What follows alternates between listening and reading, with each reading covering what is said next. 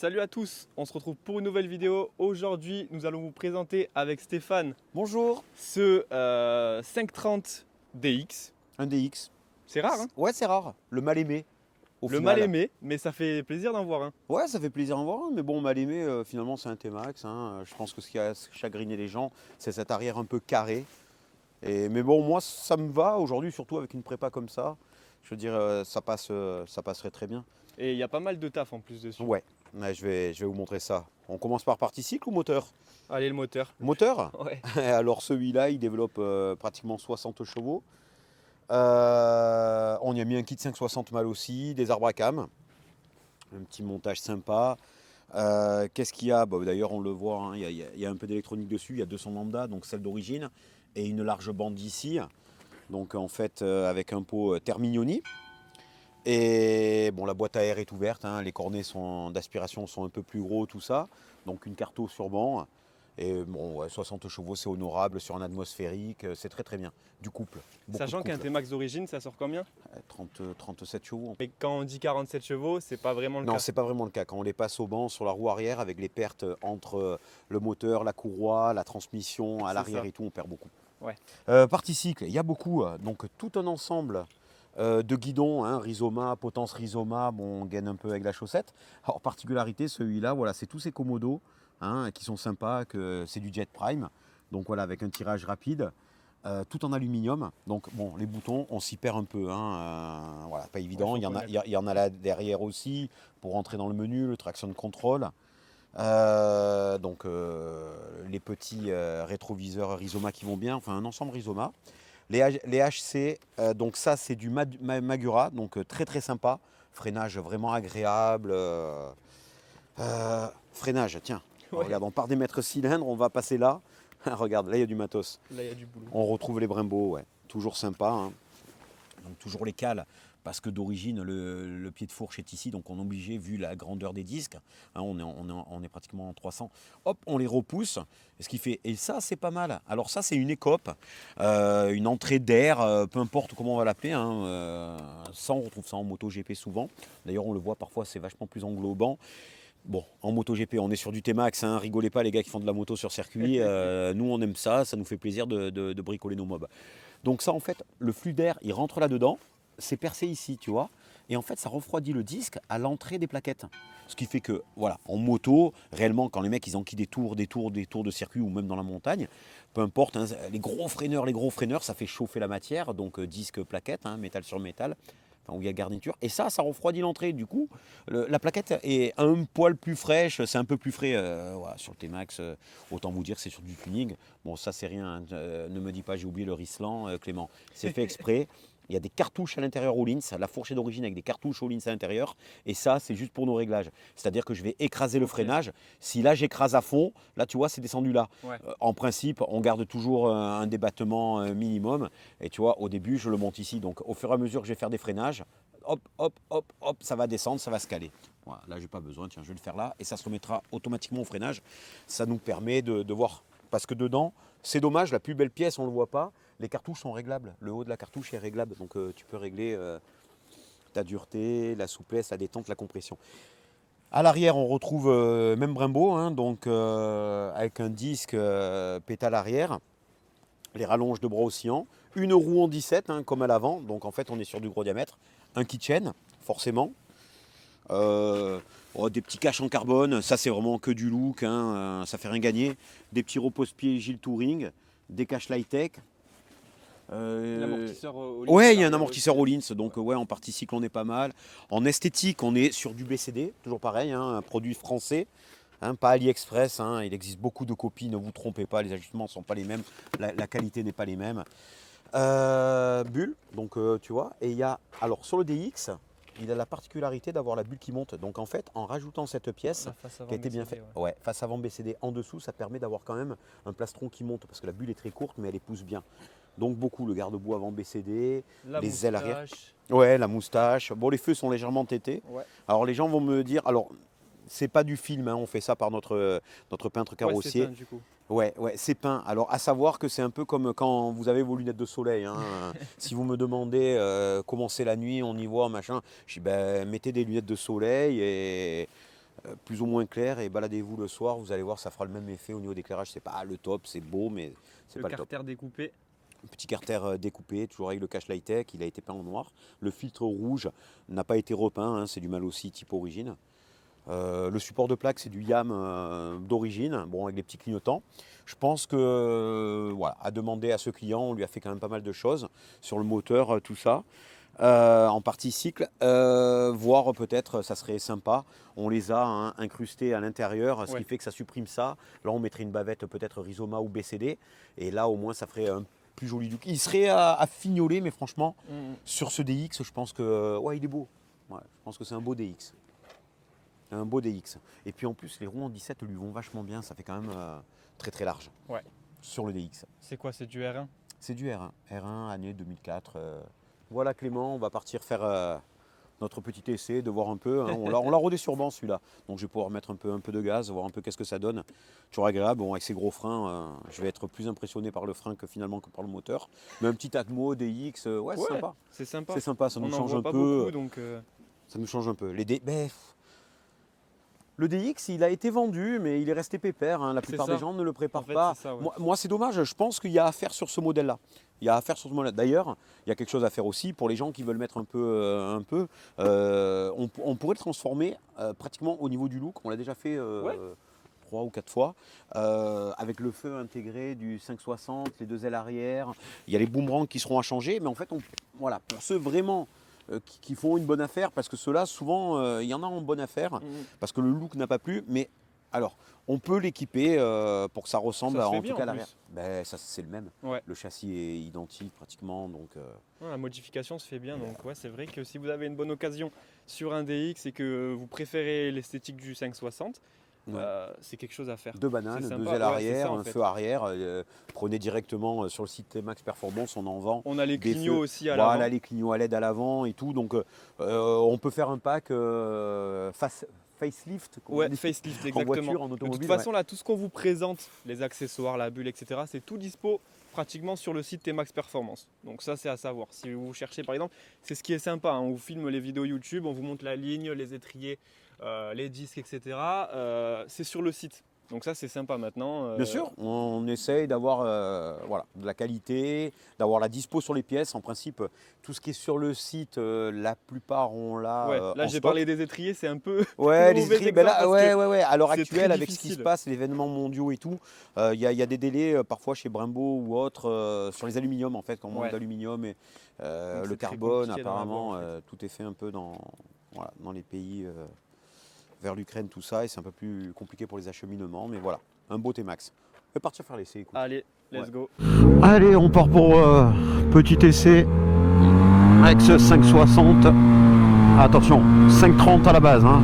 560 parce qu'il y a un kit Malossi, une belle levée d'arbres avec les arbres à cam Malossi. Ça fait un bel petit ensemble à un très bon prix. Il y a du montage, mais... Ouais, c'est sympa. Là, j'accélère pas à fond, hein. Je suis à mi-gaz. Hein. Bon, on peut pas le voir. C'est vraiment... Voilà, ça se câble. Voilà, on a toute l'énergie d'un coup à 7500 tours. C'est quand même vraiment pas mal. C'est très coupleux. Hein. C'est...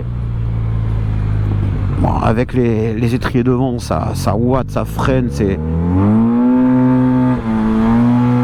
Vous voyez, regardez, c'est des machines à remonter le temps. Hein. Ouais, on perd un peu l'avant là, un peu de froid. Comme quoi, même les gros étriers, les Brembo, c'est pas mettre en toutes les mains. Parce que vous pouvez vous louper. Hein, là, j'ai peut-être freiné un peu très fort, il n'y a pas l'ABS, j'ai dû relâcher, j'étais complètement en glisse de l'avant. Ouais, ça du coup, je suis à mi-gaz. On accélère à fond. Ouais, ça monte. Ouais, ça... Oh!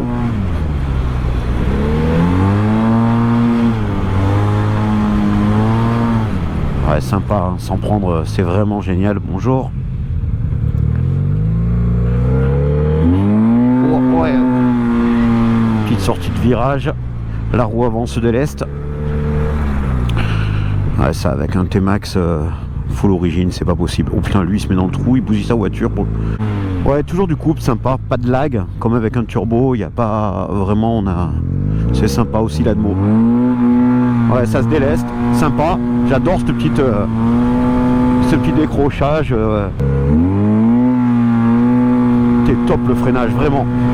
Là, je voulais vraiment voir, sans oublier qu'on a des roues en 17 avec des pneus vraiment sympas. La sonorité avec le Terminioni est pas mal du tout, parce qu'on reste carrément dans un pot homologué, donc il est beaucoup plus rock, mais finalement, en décibels, il ameute pas les voisins. Vous voyez, c'est constant, c'est tout le temps plein, en fait. C'est vraiment l'avantage d'avoir un moteur un peu sympa. Alors là, ouais, vous voyez, je le redresse carrément en l'air, le truc. De toute façon, d'avoir un petit motocross, c'est rigolo aussi. Alors c'est sûr que le gars qui a un 530 d'origine, hein, comme l'un 2017-2016, bah, ouais, il pourra pas lutter, c'est vraiment vraiment sympa.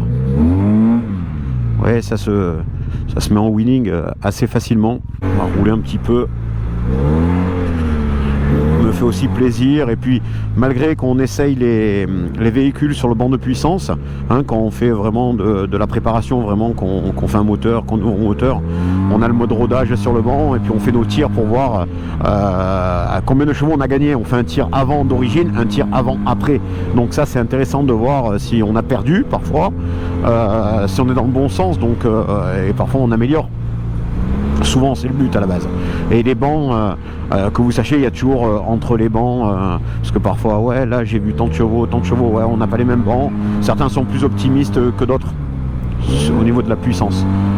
Les bancs sont surtout pour des préparateurs un outil de mesure, parce que voilà, un T-Max qui vient d'ailleurs et on me dit il fait tant de chevaux, il passe chez moi, autant il en a beaucoup de moins, quoi. Enfin voilà, après quand ça reste dans la tolérance, on sait. Et puis bon, il y a les températures, on l'a passé quand, on l'a passé la cabine, est-ce qu'il y a une jauge de température, aérée, pas aérée, climatisée, pas climatisée. Wow, ce scoot, encore je pense encore un client qui va être content du travail effectué dessus, parce qu'en plus surtout que bon, il a fait des choses quand même, il n'y a pas d'ordre vraiment, mais c'est vrai que quand on commence à faire la partie cycle et puis après finalement à faire le moteur, c'est pas mal. Parce qu'on a pris en main, par exemple là, comme là il y a des roues en 17, on a pris en main le freinage, la tenue de route, tout ça. On y met un moteur, donc finalement après c'est que du bonus. Alors que l'inverse, avoir un gros moteur et pas de suspension, pas de freinage, bah c'est un peu moyen, quoi. Et pour essayer de comprendre, parce que c'est pas facile quand on n'essaye pas. En fait, l'avantage d'avoir des gros moteurs, c'est surtout qu'on peut rouler avec la poignée pratiquement à mi-gaz par rapport à un T-Max d'origine. Il serait à 7500, 8000, il crierait. Donc alors super, on a l'impression d'avoir une tronçonneuse, mais il ne motorise pas, c'est-à-dire qu'il reste à une certaine vitesse. Là, on va dire que si je roule à 5-6 000 tours, j'ai quelque chose à une vitesse qui est largement supérieure par rapport à ce qui est d'origine. Donc au final, on tape moins dans le moteur, voire même la conso d'essence peut, si on se modère, être beaucoup moindre. Quand même, mois de décembre, on est en plein soleil, c'est vraiment sympa, hein. On est bien à Nice. Ouais, la tenue de route, vous voyez.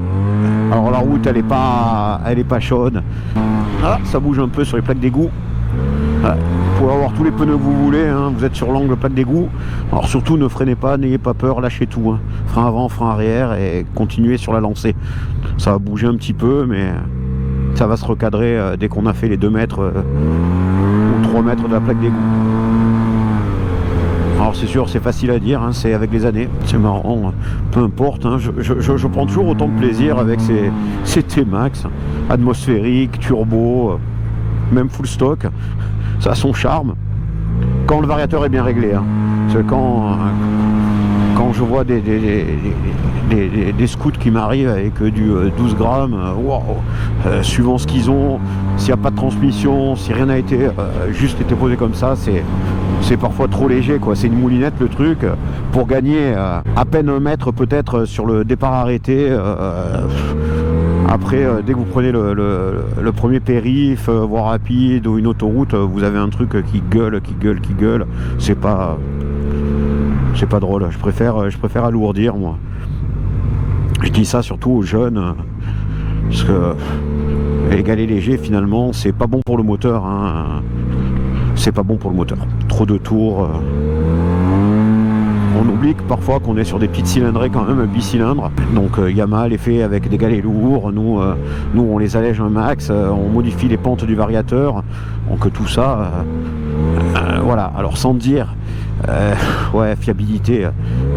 Si on respecte, oui. Si on dépasse une certaine norme, trop léger, on change la courroie plus courte, les trapèzes un peu plus longs, on va attaquer la longévité. La courroie fera pas 20 000 comme la gamme. Les galets, ils feront pas tous les 10 000 km. On les changera à 3 000, à 4 000. Donc, voilà, toujours respecter la mécanique et essayer de se rapprocher de ce que font les ingénieurs qui ont conçu les machines, parce que voilà, nous on n'est pas des ingénieurs, on essaye d'optimiser, mais on n'est pas des ingénieurs. Les ingénieurs, il ne faut jamais s'éloigner trop de ceux qu'ils font. Voilà. Quand on fait trop les apprentis sorciers, il y a de la casse. Donc quand vous bricolez chez vous, je sais qu'il y en a plein qui ne veulent pas passer par le stade, de passer au garage. Mais voilà, un atelier quand même, les gars savent ce qu'ils font, quoi. Allez, tiens, on arrive un peu en urbain. Wow, regardez-moi cette bulle. Il faudra m'expliquer comment les moucherons sont collés à l'intérieur. Alors là, vous voyez, ça c'est quand même sympa d'avoir une bulle très sport, qui est très belle, et pouvoir conserver la levée électrique. Donc ça c'est vraiment sympa. Parce que malgré tout, bon là j'ai l'intégrale, c'est un peu l'hiver, mais c'est vrai que l'été on a les casques souvent un peu jet, un peu ouverts, mais par contre vous prenez l'autoroute, on se prend tout dans la figure, quoi. Donc de pouvoir avoir une bulle électrique courte mais quand même qui arrive à ce niveau là, c'est pas mal.